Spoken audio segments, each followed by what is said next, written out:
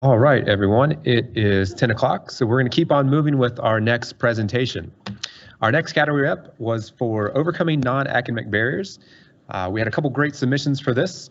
Ultimately, we chose a group from Bluegrass, and they're here to share their work for an initiative they had that's really important with COVID times. So we're going to hear from Christopher Ledford, Adam Blevins, Aaron Gay, Lauren Zink, and Connie Ryan.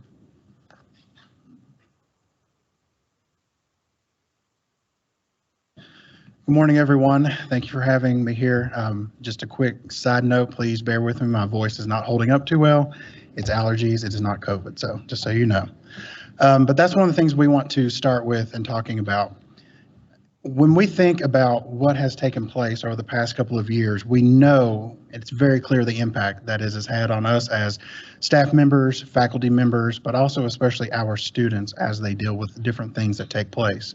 So what we're going to talk about, this initiative, as my colleagues brought up just earlier, it was a true collaboration. It involved faculty, staff, but it also helped our students.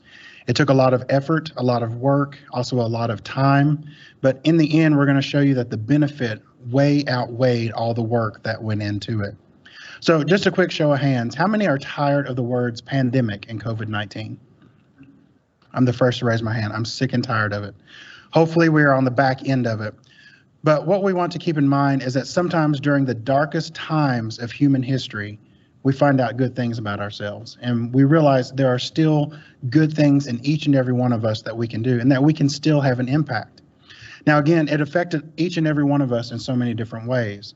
But we really want to hone in on how BCTC was able to work together in different categories, different components to benefit our students. Because of this, we knew moving online, so many of our students were in danger of not being able to complete their courses and their assignments because they did not have access to computers. Because the majority or a lot of our students have to borrow hardware from relatives or others, come to campus and use the computers that are there.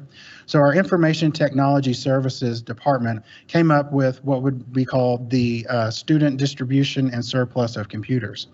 So as we know at all of our colleges, the computers cycle through a period of time and then new ones are purchased. Often those just go into storage or auction or other areas. But our ITS department, along with the VP of that area, made the decision, what if we made sure that those computers got into the hands of students who especially needed them now that we were remote learning? And that's how this initiative developed. But it was beautiful in the sense that not only did this take place, we wanted to ensure, how did this impact our students? Do we see something positive from this initiative? So here was the goal. We wanted to provide free technology, no cost to the students, nothing else coming out of their pocket, but really provide them the opportunity to have access to the technology they needed to complete their courses and be successful. We also wanted to make sure that we really looked at our students who were under-resourced. Now, while that was targeted, this initiative was open to everyone. But as you're going to see, our students who are under-resourced or were at that time, they were the ones who truly benefited from this initiative at BCTC. Also, we wanted to see how this really focused on three words that we use a lot at BCTC. Our president uses these words often: access, success, and resources. So combining those three and making an initiative that really encompassed all those aspects, that's what we were trying to do when we did this distribution. So here's a little bit of a breakout in regards to what students requested and how many came to pick them up. In fall 2020, we had 376 students who actually signed up to receive a free computer. Of that 376, 210 actually did pick up that technology and were able to use it. Then in spring 2021, we had 71 students sign up, which may seem a little bit low, but those ones from fall 2020 have kept that computer. So that's one of the reasons that those numbers have dropped. And of the 71 who then applied in that semester, 44 picked up a computer. And here's a picture, just a little bit of a visual reference. One of the days when this was taking place was in the middle of a giant storm. But you see the tent that was set up by our ITS department. You see the computers that were being passed out. There were cars lined up. And there's a few stories of students actually bursting into tears because they now knew they had the technology that they needed to be successful at BCTC. So it seems like such a simple idea, doesn't it? Taking computers that had, reached their limit in their use at our college, getting them into the hands of our students. So it's simple, but it has a huge impact on the success of our students. So when we moved into spring 2022, we had over 400 new computers that were ready to be distributed to our students so that they could be successful also in regards to this initiative. And it wasn't just the Newtown campus, which is kind of the BCTC center or hub in Fayette County. We have regional campuses. So these are going to be available at those regional campuses as well, making sure that our entire student population had access to these computers. And instead of scheduling a time like we saw in that picture to pick them up, students can do this on their own. They can schedule when they want to come, when it is convenient for them, when they're off work, when they can step away from their family responsibilities to come pick up the computer, again, hoping that they can be successful. But now we know the initiative, we appreciate it, we see the collaboration behind it, but how successful was it? What was the impact on our BCTC students? Well, first of all, let's look at some of the individuals in regards to those who were able to get a computer or reached out for one and those who did not. If you look at our pie charts here, you will notice that those who did receive it and looking at Pell eligibility. So it's very clear that the majority of our students who did receive one of the computers was Pell eligible. So this no doubt showed that there was an a financial need in their regard. When you compare that with non-recipients in regards or based on Pell eligibility, you see that those who did not receive it were more likely not Pell eligible. So again, we see that this was definitely need-based. Now let's look at it based on race ethnicity. When you look at the computer recipients by race ethnicity, it's probably a little bit difficult to, well, it's better looking up there, but you can definitely see that the majority of our underrepresented minority students, they were those who were really benefiting from this specific initiative. So again, making sure that we were trying to be strategic, even though this was open to all BCTC students. So again, as we know, as we are a community college, and we often have non-traditional students, we have students who, come from certain backgrounds, trying to be as beneficial to them as possible, we see the impact that we can have by small initiatives like this. And so we see what takes place. So here's some of the data that helps us to see how useful and beneficial this initiative was. When we look at computer recipients and non-recipients by age, look at what takes place, especially for our non-traditional students. If you look at the 20 to 24, the majority of students that age, they had their own hardware, their own computer. They were, in a sense, good to go. They were ready to be successful at BCTC. But look at the number go up in regards to those who are the non-traditional age. So it definitely begins to increase because there may be situations where they have a computer in the home, but maybe their children who had now gone online too for middle school, high school work, they needed access to their own computer. So as non-traditional students are so important to the community college system, again, this is something that benefited those non-traditional students. When we think about access in regards to what is taking place with this initiative, we know that Blackboard became so important at BCTC because we went remote. That's where the courses were taking place. That's where the students were doing their homework. So they needed to have access to Blackboard. But when you look at this data, it shows us that in regards to recipients and non-recipients, those who received a computer through this initiative, their activity in Blackboard went way up. Now, why is that? We can only speculate. Well, we now know they have hardware to be able to do it, but maybe they now have that gumption, that motive now to become more successful, spending more time in there, doing those discussion boards, doing those homeworks, those quizzes, all those different things, they now have access to them. And so they no doubt got in there and were able to participate more. And we see that this is very clear based on the fall 2020 cohort and the spring 2021 cohort. This stayed consistent. Activity in Blackboard was up for those who did receive a computer through this initiative. Now here's some success data that we can definitely benefit from as we look at it. And we're really looking at Black, African American, and Hispanic, and also our needs-based students based on Pell eligibility. Look at the GPAs for those who did receive a computer. They were up based on the other population within the same group who did not receive a computer.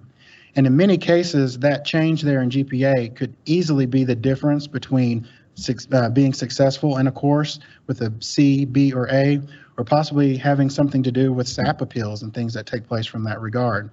So again, it seems like a simple initiative, but we see the impact in regards to the grades, the GPA, and how successful our students were because they received a computer during this initiative. So grades are only one aspect, that is one measure of success. Another measure of success, and something that's just important, is whether or not the student wants to come back to BCTC after they have finished a semester. So what you see here in these two tables are retention rates, again comparing recipients to non-recipients. And we're looking at fall 2020 to spring 2021 retention rates in the top table. If you look at computer recipients, we retain them at 83.5%, as opposed to 64.64% or 64.6% of non-recipients. That is a markedly higher retention rate for students who did receive a computer. So again, success is important based on grade, but their ability and their interest in coming back was definitely spiked by being able to have access to a computer. In table 4 at the bottom, we're looking at spring 2021 to fall 2021 retention rates. For those who received a computer, 79.3%, as opposed to or compared to 53.3% for non-recipients. Again, the impact is high. It's not something that went down or waned. So we see that this continuing throughout the process, no doubt proving this initiative was not only important, but that it was also successful. So just some concluding thoughts in regards to this distribution or computer distribution initiative. We see that those who no doubt benefited the most are really our students who identify as non-white. They are often in the underrepresented minority categories. They're often low income and they're often non-traditional. So while we serve everyone as a community college, along with the rest of our sister colleges, we know that these groups are definitely the ones that we reach out to, that we have those wraparound services for, that we do our best to make sure that they are successful and that we retain them. So again, this initiative was beneficial in that regard. Also, we see that the computer recipients, they really saw that increased activity during that first part of the COVID-19 pandemic, but it didn't drop off. It continued, which again shows the effectiveness of this so-called simple initiative.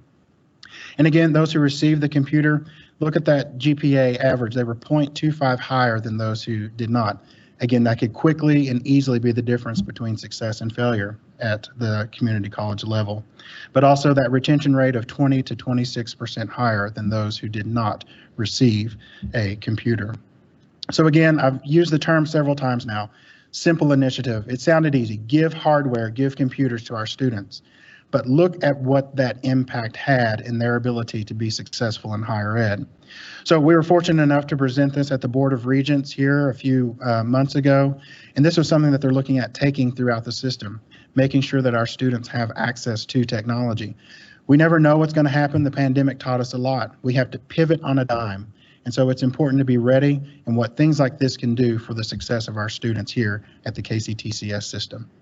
So now we'll open it up to any questions you may have. So any questions in the room? Yes. Comments from the rest of the team? Oh, hang on, Jean. We do this so they can hear you online. Thank you. Are these computers for the students to keep?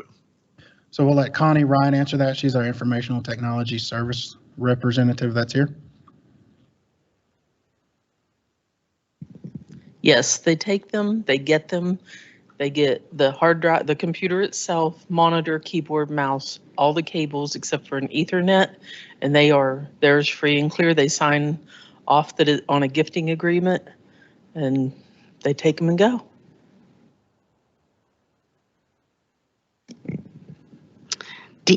Dina Shields at Gateway is offering congratulations.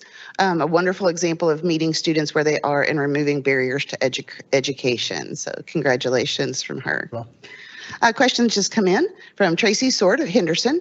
What was the responsibility of the IT department? Let's let Connie answer that one too. That's back to Connie. Everything. And I am putting together our process to be able to send that out to everyone. We've had several meetings about this with other colleges.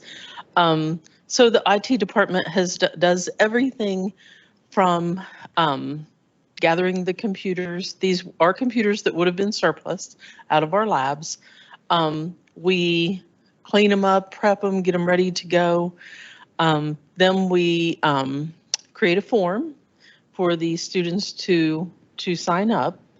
And, you know, we did have to go through legal to make sure that we followed everything that we needed to do, you know, so it's not just like us out there saying, oh, hey, you know, we created a form.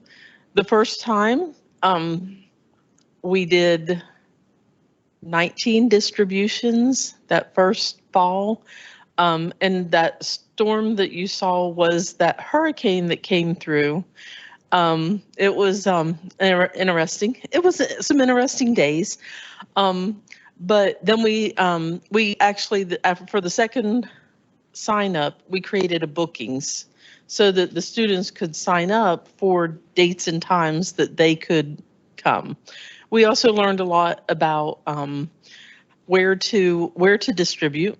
We now distribute from the warehouse that has a large door that we can open instead of a side door that we had to walk through mud and grass and everything else carrying the computers. But now we have bookings so that the students can book their appointments to come pick them up. They can also change them if they need to. We can just assign people to go down and do it. And then we also, you know, explain to them they can get, you know, Office put on there and things like that. So, yeah. That was my question. Does it come with any software? It comes with Windows, and as students, they can get the whole Microsoft Office suite. Awesome. Great job. Any other questions, either in the room or online? I still have one more, sorry.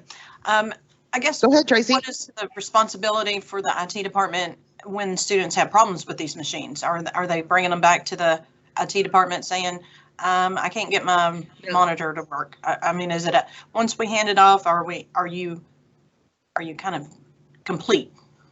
No, we're kind of like those car salesmen, sold as is. We even have them check off that this is as is.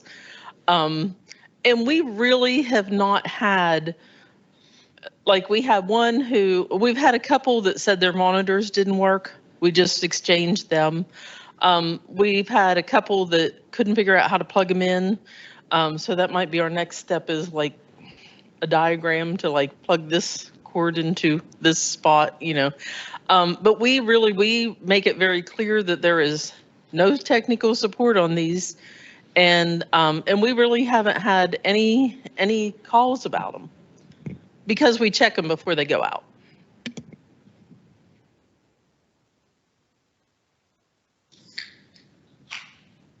Thank you. We had a question earlier about, are these loaned or are they given out? And I do want to make sure that we point out that we do have a laptop loan program that's facilitated through library services. And I think that's a pretty commonplace thing at a lot of community colleges. So we're also still doing that, but something that's been really impactful and beneficial about when you think of those two initiatives together is this initiative, and the research that's come out of it has fed back into putting more surplus computers out, as well as increased support and funding around the laptop loan program. And just to give some perspective, I know they added over 160 new devices to the laptop loan program this semester. They're maxed out on that, and they're already filling requests for the summer and fall. So, and they kind of function differently, which is cool too. Like these computers are things that students walk away with. They keep them, and they're good to go once they get them. The laptop loans, you never know what those could be used for, but they could serve many purposes. It might be a stopgap until a student gets their financial aid, or it could be a semester-long thing that they need to keep. But I think in both cases, the mechanism's the same. We're putting hardware at low or no cost to our students so they can access class and be successful. Thank you very much for that. Other questions? Anyone on that side of the room? Oh, got one over here. And we've just got one come in. So how are you advertising this to your students since they may already have some technology issues? Are you doing it by word of mouth or teachers? No, I'm just going to follow you around, Paige. So that is one of the things that came out of our discussions with legal is you have to advertise. It is an equal opportunity. And when we say that, we really mean it. We advertise for 2 weeks saying that at this date and time, the form's going to become available. The 2 weeks is from legal, okay? We put that in the Buzz, which is our newsletter. It'll go out in special, announcements and stuff. I also send it to all of the coordinators and say, please post this. Please send this out to all of your faculty, post it in their, classes, post it. And I teach and I post it in my classes. And I've had this semester alone, I've had 5 from my classes, my students come to get them. So that's how we do it. We also post actual paper on the doors of each of our buildings, on each of our campuses. And we do have a heavy involvement from our regional campuses. So we'll be going like to Danville with our group of computers and to give them out.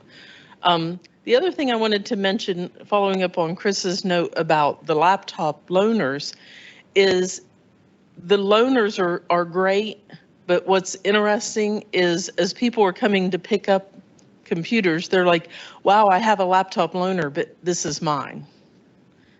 And it's just like, wow, how cool is that? So.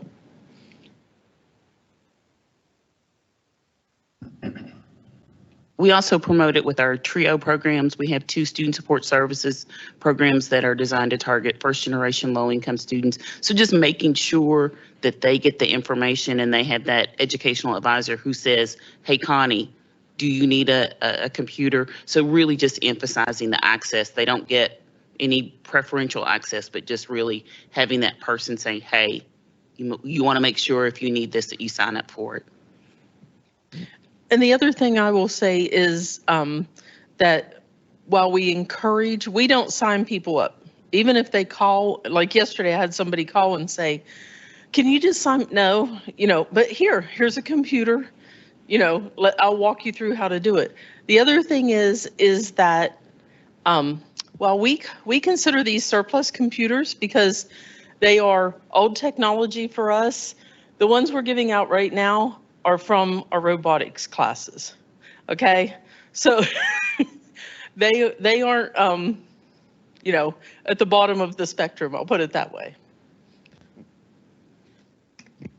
Don't go anywhere. All right, good. And I do have a comment from one of your all's colleagues, a tutor, was saying that one of the non-traditional students that they tutor was a recipient, and that student was so grateful for that. So thank you for that. And then the next question is, what were the qualifications to receive a computer?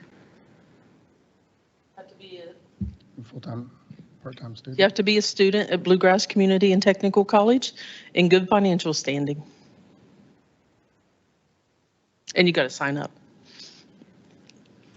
So that was your only 3 qualifications, that they be a student, the good standing, and that they signed up? I mean, there was no Yeah. Oh, well, that's No. great. And that is, that's actually from legal too. That, it is truly equal opportunity. We don't care if you're making $100,000 and taking 1 class from us, or you're on the lower end of things and are trying to pull yourself up. We're happy with anyone. And it was first come, first serve, right, too? Like, there's no guarantee that they would be there. It's just first come, first serve. I mean, this is an awesome program. I think we should have been doing this with our surplus computers a long time ago. I mean, we have rooms of computers that we can't use anymore, but somebody else could get use out of them. I don't see why we're holding on to them. So Tracy, you might want to hook up with the BCTC team and get any information on how you could do that there at Henderson. Thanks for those questions. Other questions from anyone else here or online?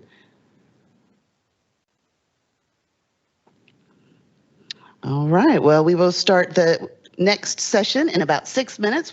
We will, or 5 minutes. We will get set up here and we'll see you back in about 5 minutes.